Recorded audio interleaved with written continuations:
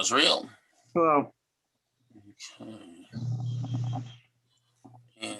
And Hello, Israel. How you doing? Are you almost up? I'm sorry, what'd you say? Are you almost over with the teaching? no, it's starting. This week was 12:45 because I forgot to change the time again. So we're still at 12:45. Okay. So are we staying at 45 now? Well, next week after Pesach, what we're probably not going to do with Pesach. This week was 12:45 because I forgot to change the time again. After Pesach, I'll switch it back. It's a shame. Thank you. Did you hear that echo? I got rid of the echo. Oh, I negated the echo. good.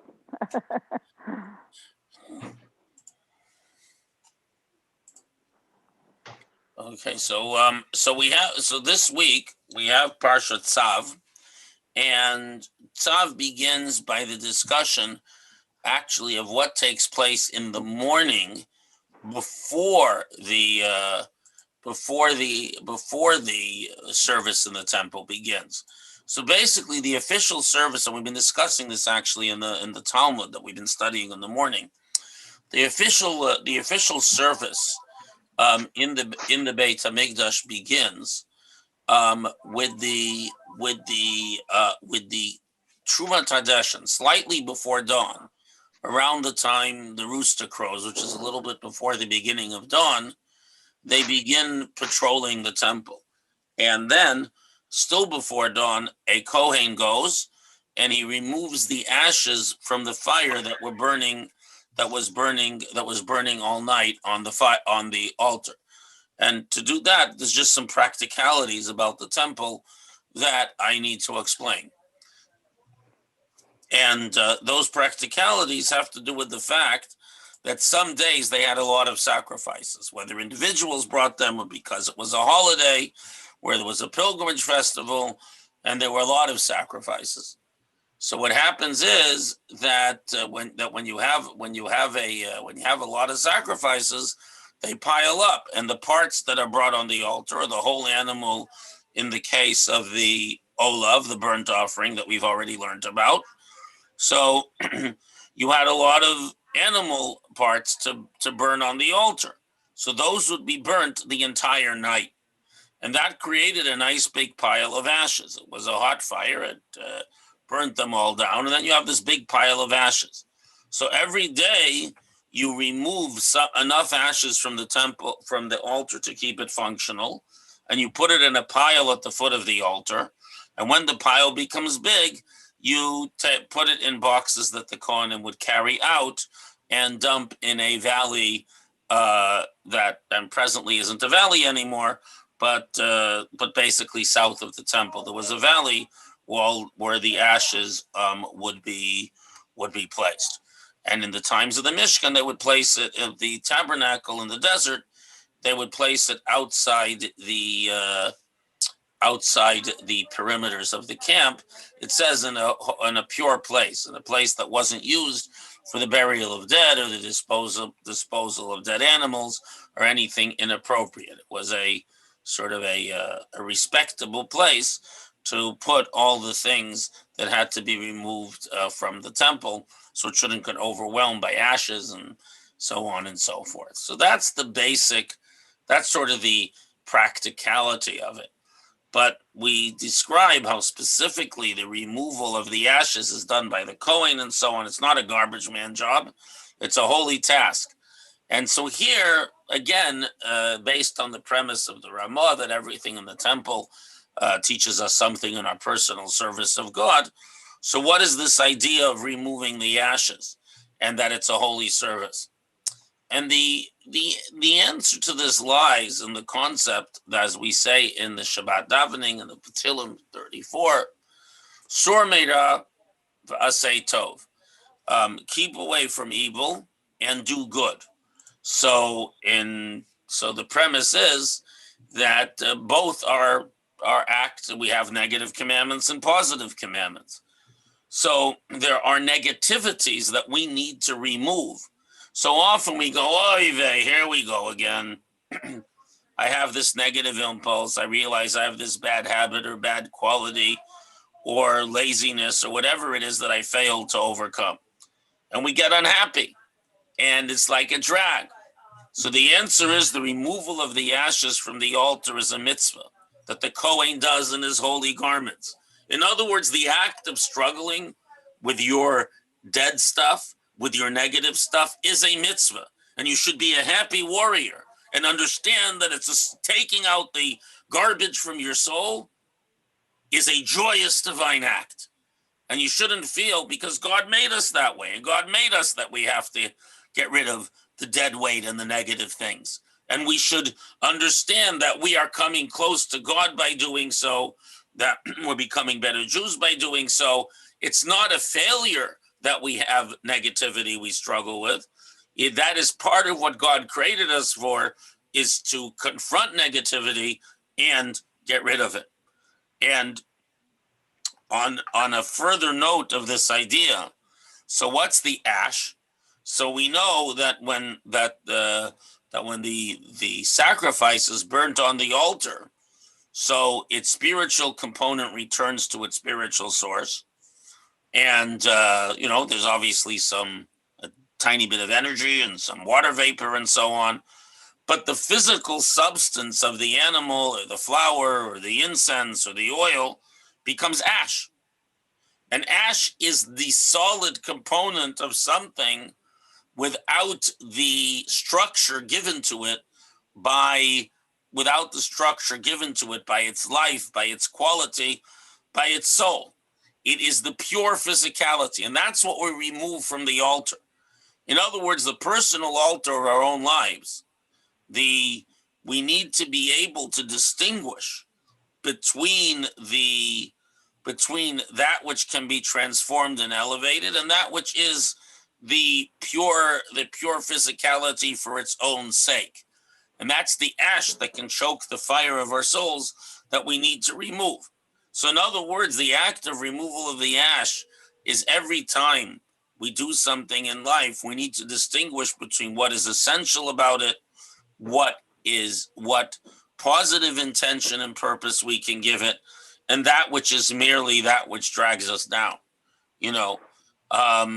The sense of our ability to use economic process to create wealth, to give us what we need in our work, in our business. So the good thing is the sense that we can create a vessel within our own minds and our own and the stuff of the world to be a vessel for God sustaining us, and through our efforts and our work and our business, we draw down divine sustenance. That's how we live. But on the other hand, the sense of anxiety that we have that comes from economics, the sense of power, the sense that, it's my brilliance and my craftsmanship and my accomplishment that allows me to do this. This sense that I'm in control, that I'm the boss here, those are the ash, those are the negative aspects that emerge from being successfully engaging with the world, that can choke the fire of our soul. If we believe too much in ourselves, if we believe too much in the process, so then we sacrifice morals, ethics, and maybe a daily minyan or here and there to that process. And that's the ash that we have to remove from the altar of our being. So every morning, we remove the ash. Every morning, that's part of the process of prayer.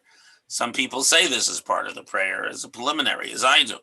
And the idea is that as we begin the day, we have to identify what aspects of our day-to-day life are meaningful and sanctified, and what aspects, what thoughts and paradigms and ways of doing things in those self-same things can choke the sense of purpose and goodness and godliness in our lives by filling us with ego and filling us with a sense of too much power of our own, filling us with a sense of look out for number one and the heck with everyone else, and so on and so forth. So that's the broader lesson from this idea that the first service in the temple as not some lofty spiritual surface, not some offering, but the act of removing the ash from the altar. And the Kabbalists explain that the altar is the human heart, the human emotions. In other words, that we need to allow our heart to be not burdened with all kinds of silly concerns and anxieties and ego trips, so that it's free to burn with the flame of love of God and our fellow. And this is all included in this first section, where we're told, and Hashem spoke to Moshe saying, "Command Aaron and his sons. This is the law of the burnt offering. Then you put on these garments," verse 3, and you take the ashes and you take it outside the camp to a clean place. And it says, you take off the garments and put on other garments, because the garments of service are not the garments where you take it outside the camp. And, we wear garments. What does a garment do for a human being? It mediates, very interesting idea. And we'll talk about it more another time. But garments mediate between you and the outside world, right? You wear a certain kind of coat in the winter, and then you wear certain things if you go mountain climbing, and if you go scuba diving, you need a wetsuit and so on, right? So you have a particular garment, as if it were, for each and every aspect of what you do. You have a particular, that's how the human being, who is actually a relatively weak and vulnerable creature, we don't have polar bear skin, and we're not, we don't have the cooling abilities of tropical frogs and so on. What we have is the ability to mediate between our bodies and the environment with garments. And garments also express, like a uniform, they express certain aspects of ourselves and what we're proud of and so on. So the garments that you do the work in the temple are not the garments you bring the stuff out. In other words, you need the right garment. We need you need when we go out into the world, we have to put on the garments of practicality, and we have to deal with the rules of nature and society and so on, without breaking the Torah, of course. But then when we enter the time for Torah study, for prayer, we need to put on different garments, a different kind of sensitivity, a different kind of interaction with the world. In other words, when you're out there in the world, there's a lot of stuff you want to keep away, like a raincoat. When you come in to the shul, to the house of study, you want to absorb everything. You want a garment that soaks everything in, that lets all the light in. So you need a different garment, a different way of mediating with the atmosphere of a holy place, where I want to absorb that, and with the atmosphere of the world, where I have to make sure that certain things don't permeate. And all those ideas, because the temple is also existing within each one of us, so all those ideas in these few verses that basically express the way that I need to begin the day, and the way that I have to relate to the different spaces spiritually and conceptually that I'm going to be in the course of the day. Okay, we have 1 more minute. Does anyone have any questions or comments about today's Torah study? Okay. Well, then I wish everyone a wonderful day. I God do. willing. Yeah, Mike. What kind of fuel did they use on the altar to keep it going? Did they use coal, peat? What did they use? They used wood, and they typically used shikma,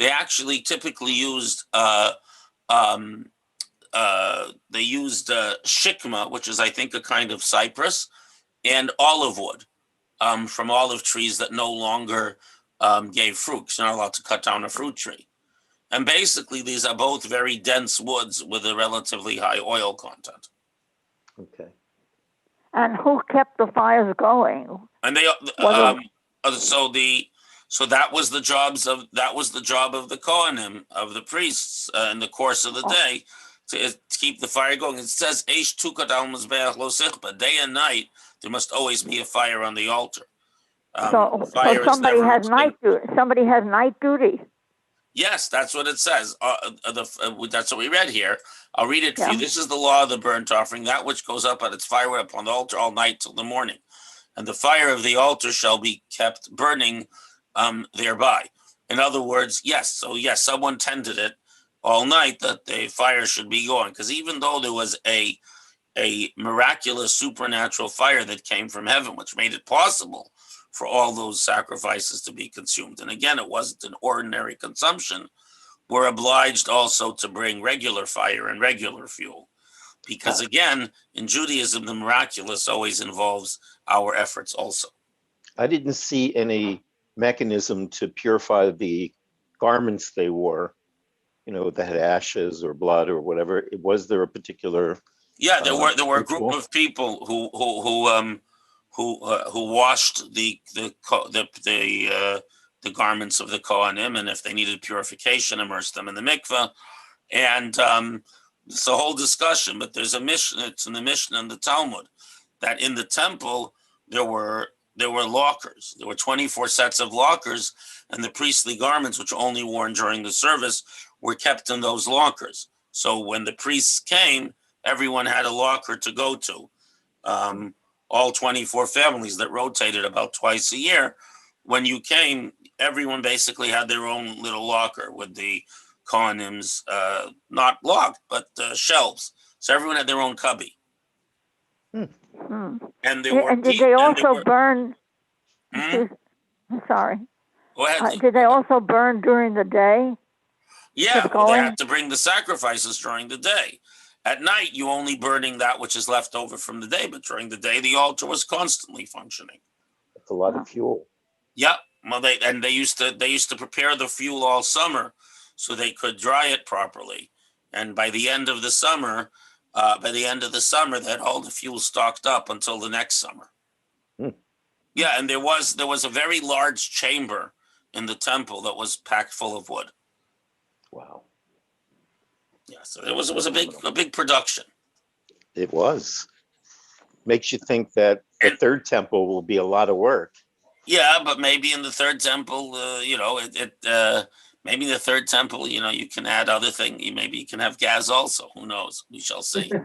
Is there a rule against using contemporary devices? Well, it says in to the use temple? wood. We'll have to leave it for the next Sanhedrin if you can also use gas, like those fireplaces, right? Yep. And we shall see. We'll have to wait for the temple to be rebuilt and the next Sanhedrin to convene. And we shall see. Okay. Until then, we will tend the fire. Did they also eat?